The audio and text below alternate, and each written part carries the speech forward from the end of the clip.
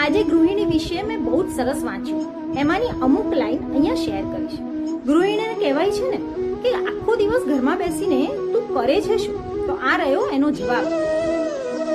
તમારા ઘરને મકાનમાંથી મંદિર બનાવું છું. સંતાનોમાં સંસ્કારના દીપક પ્રગટાવું છું.